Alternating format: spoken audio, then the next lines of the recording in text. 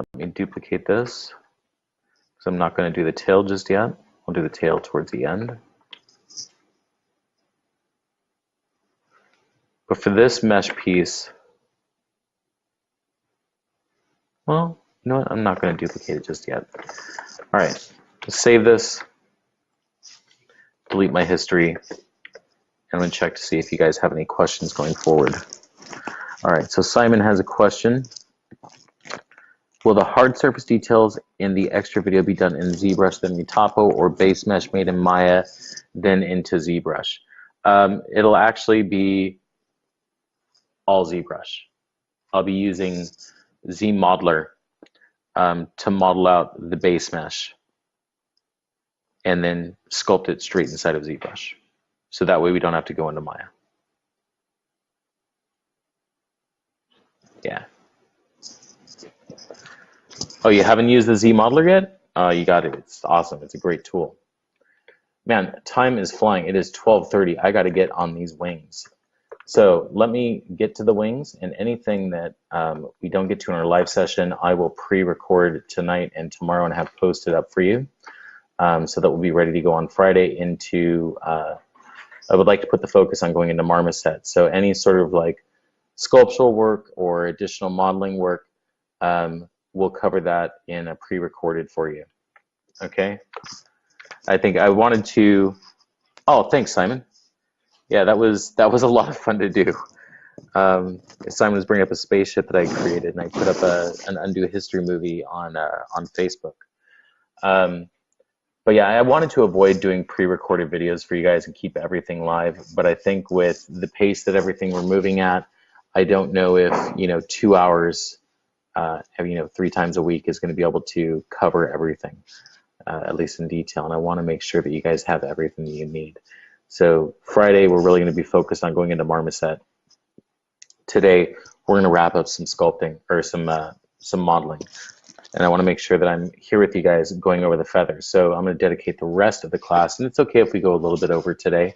I remember I had to cut our session a little bit short on Friday, so I want to make sure that I give you guys that extra time back. So I'm going to start by creating a plane. Polygon primitive and plane, or we can shift right click and create a polyplane there. So I'm going to go ahead, drag out this plane, holding down shift and left mouse clicking.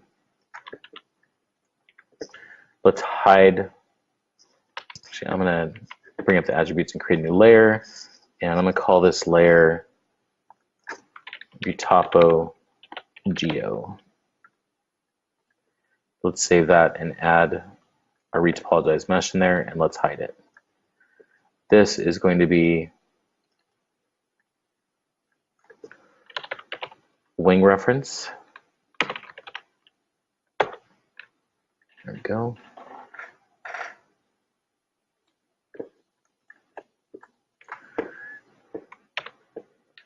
All right, so how do we tackle something that's as complex as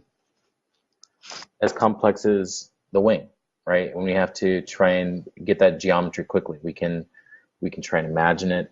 The best way I know how to do it is the same way I like to tackle the ear, which is using an image on a plane and then snapping to that plane to form the geo. Helps you visualize it a little bit more. So I'm going to bring up the hypershade,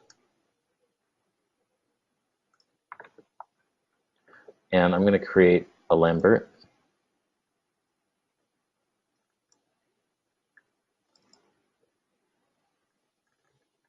Looks like I'm having some hypershade issues here.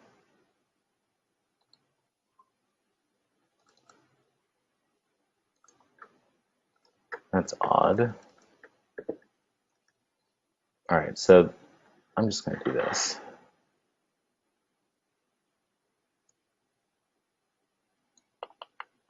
Let's see if there is another way that I can assign the material here. Because it looks like I'm having some sort of glitch where I might need to delete my prefs.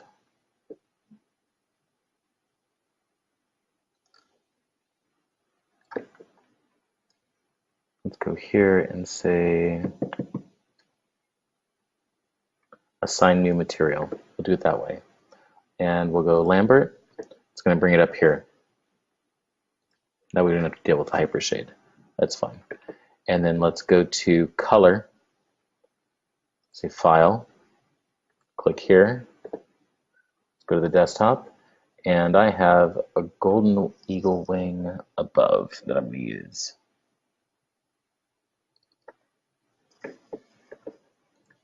Hit the 6 key so I can see that image on our plane.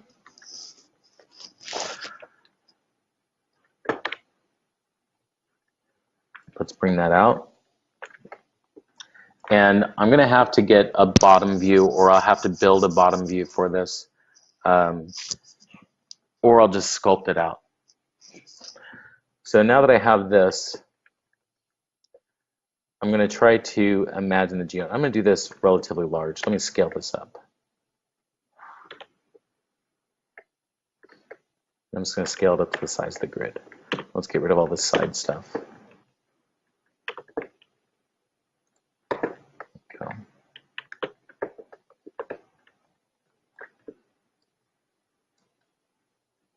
All right. Now for the, I'm going to want to snap to this, so I want to give it some more geo. I'm going to bring up its attributes, Control A, go over to subdivisions width and height, middle mouse click, and then just drag out to the right so I get some divisions on here. Then let's go to Mesh Tools, Quad Draw. Actually, I'm sorry. Skipped a step there. Let's right click and let's make this live. There we go. Now let's go to our Quad Draw.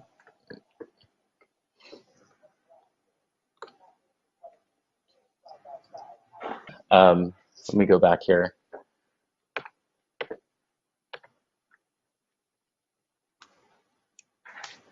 And let's go ahead and I'm going to take these existing stray verts with the Quad Draw and just move these into position so we could use them.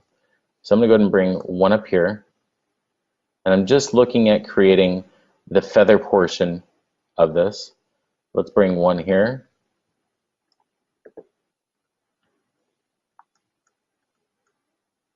This guy here. And then let's continue on down.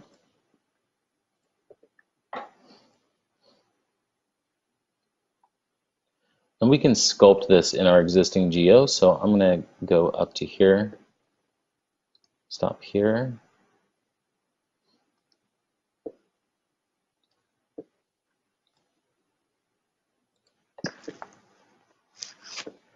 Hold down Shift. I'm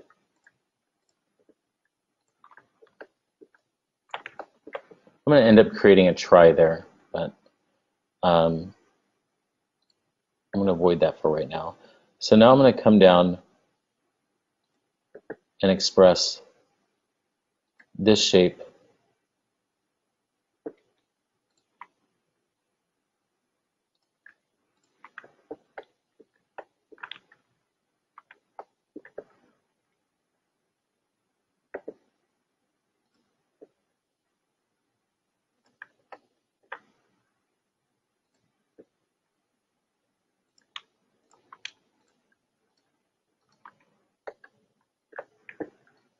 All right, so we're going to start out very simply and then add the complexity in afterwards, just like I was saying with everything else. I like doing my broad strokes. And actually, let's not come all the way out to the tip here.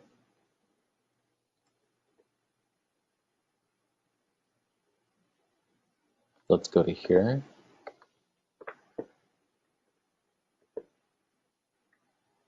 Then let's come down here.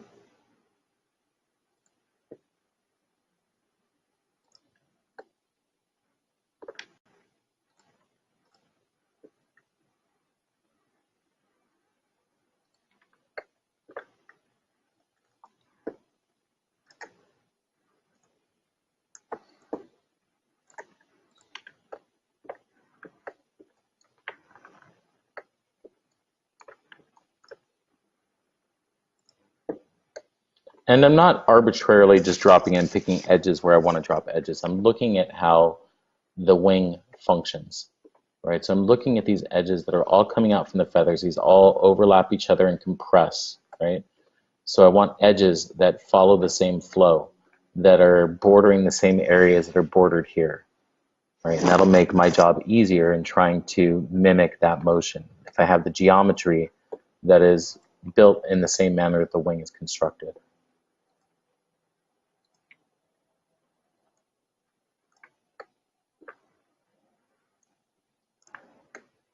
Constructed in the real world, that is, or constructed in nature.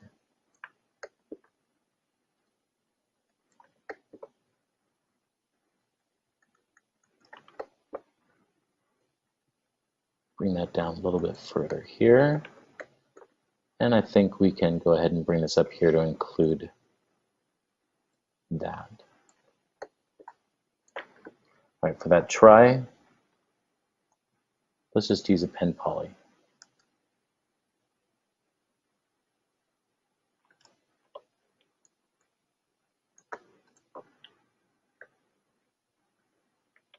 Let's hide that for now.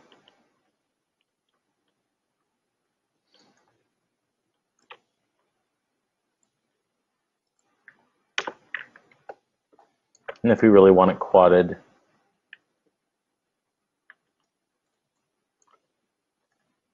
let's do that. And now it's quadded.